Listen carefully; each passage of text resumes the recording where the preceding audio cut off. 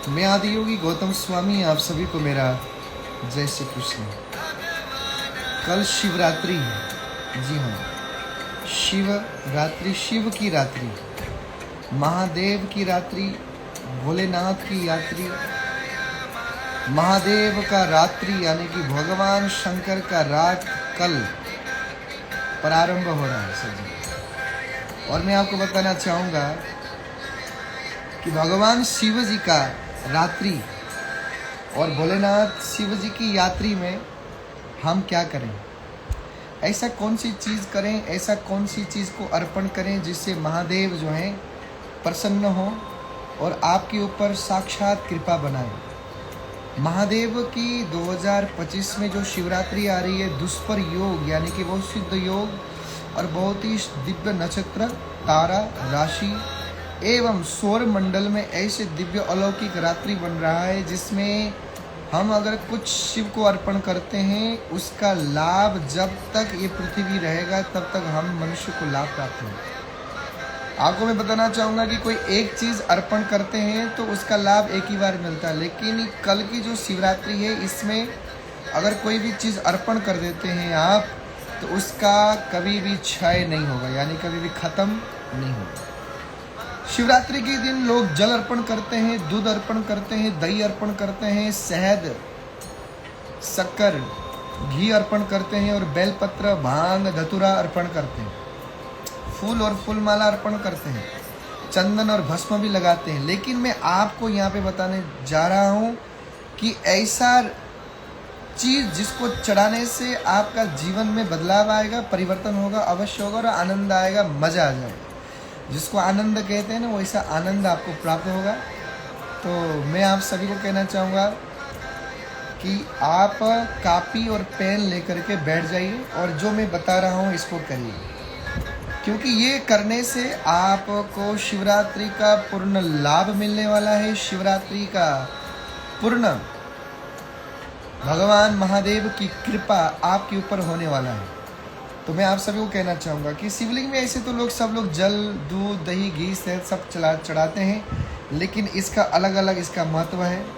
मैं उस महत्व के बारे में बताऊँगा, ध्यान से सुनने की चाहिए। शिव पुराण के अनुसार, जो कि लोग शिव पुराण नहीं पढ़ सकते, लेकिन मैंने जो शिव पुराण में पढ़ करके जो जाना है, जो समझा है, और भगवान शंकर ने अपने मुख से, अपनी वाणी से जो बोला है, मैं उस चीज़ को आपके सामने रखने जा रहा हूँ। तो क्या कहना है? भगवान शिव जी शिव पुराण में कहते हैं, जो शिवरात्रि के दिन जल अर्पण करता है उसके जीवन में वृष्टि की प्राप्ति होती है। जो शिवरात्रि के दिन कुशा यानी कि दब जिसको कहते हैं, कुश मिला हुआ जल अर्पण करता है, वो हमेशा के लिए रोग से, बीमारी से छुटकारा प्राप्त करता है। ऐसे ही दही से जो अभिषेक करता है उसको पशुधन, गाय, भैंस, बकरा, बकरी इत्यादि पशुओं में लाभ प्राप्त होता है। ऐसे ही जो गन्ने का रस शिवरात्रि के दिन अर्पण करता है उसको लक्ष्मी की वृद्धि होती है और उसके घर में कभी भी लक्ष्मी की कमी नहीं रहती है।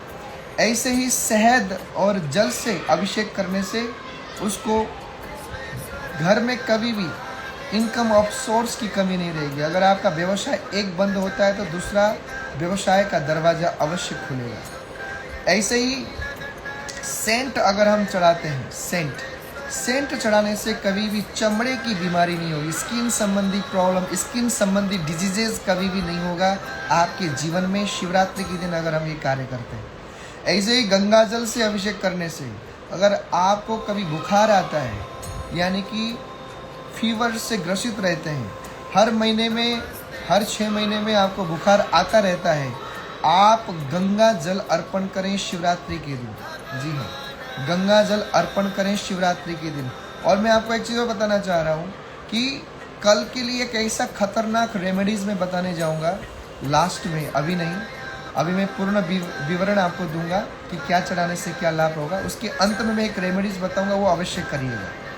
ऐसे ही दूध अर्पण करने से, यानी कि दूध की धार भगवान शिवलिंग में शिवरात्रि के दिन अर्पण करने से समृद्धि की प्राप्ति होती है और शांति की प्राप्ति होती है। ऐसे ही घी से अभिषेक करने से, यानी कि शिवलिंग के ऊपर घी अर्पण करते हैं तो हमारे घर में वंश की वृद्धि होती है, बल की शरीर में वृद्धि होती है और निर्बलता दूर रहती है। हमारी निर्बलता दूर रहती है।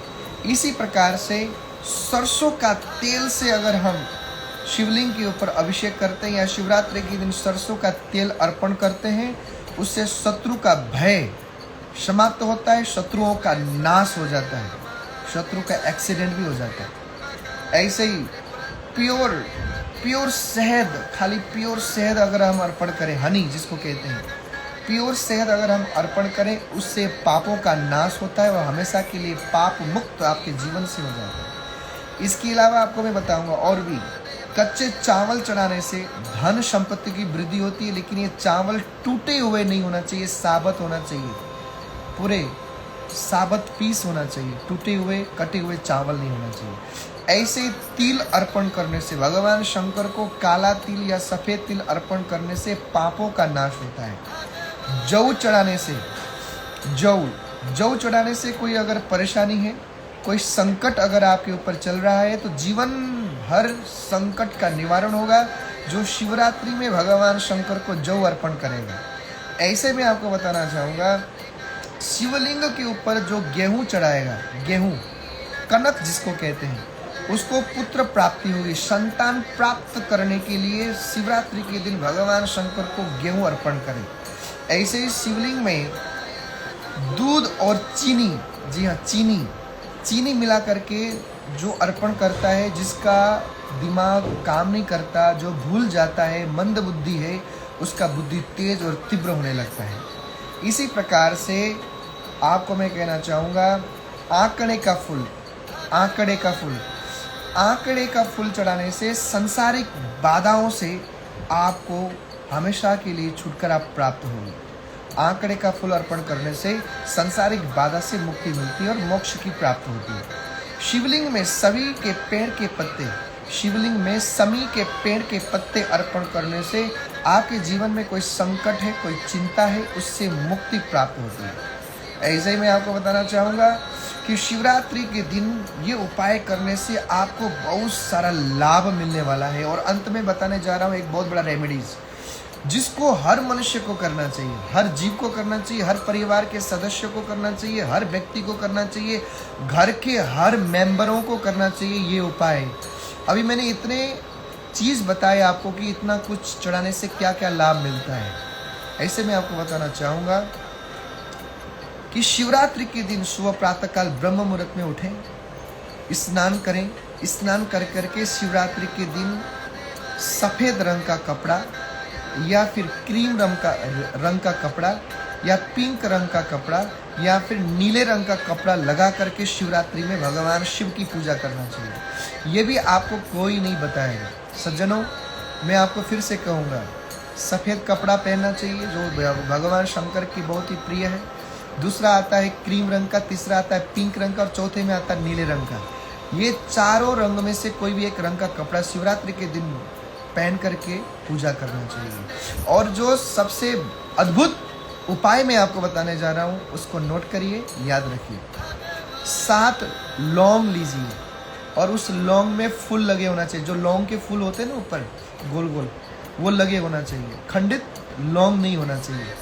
बिना खंडित के 7 लौंग लेना है और उसके ऊपर कपूर रख करके जलाना है और उसकी जो राख है, विभूति है, उसको बेलपत्र पे राम राम राम लिख करके उसके ऊपर डालना है और वो ले जाकर श्री शिवाय नमस्तुभ्यम करके भगवान शिव जी के ऊपर रख देना है।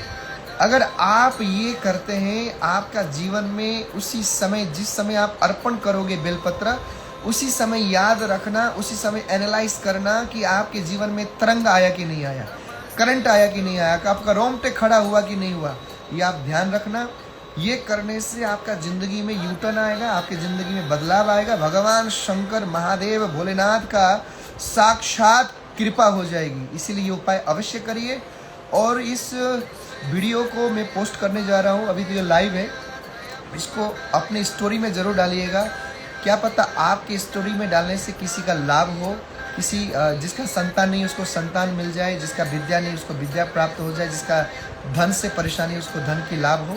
और ये अंतिम जो रेमेडीज़ है, ये जो अद्भुत रेमेडीज़ ये करके अपने जीवन में वो भी लाभ प्राप्त कर सके। मैं आप सभी से कहना चाहूँगा, मैं पोस्ट करने जा रहा हूँ इसको, वीडियो को दोबारा सुनिएगा और हर हर महादेव ज़रूर लिखिएगा। आप सभी को मेरा बहुत बहुत आशीर्वाद, और आप सभी ऐसे ही मेरे साथ जुड़े रहें। ऐसे ही आपको तंत्र शास्त्र से, ज्योतिष शास्त्र से, वेद पुराण शास्त्र ग्रंथों से ऐसे कुछ रेमेडीज़ टिप्स बताते जाऊंगा, बताते रहूँगा। जुड़ने के लिए फॉलो करें और इस वीडियो को शेयर और स्टोरी में ज़रूर लगाइए। आप सभी को मेरा हर हर महादेव, कमेंट्स में हर हर महादेव ज़रूर लिखना है।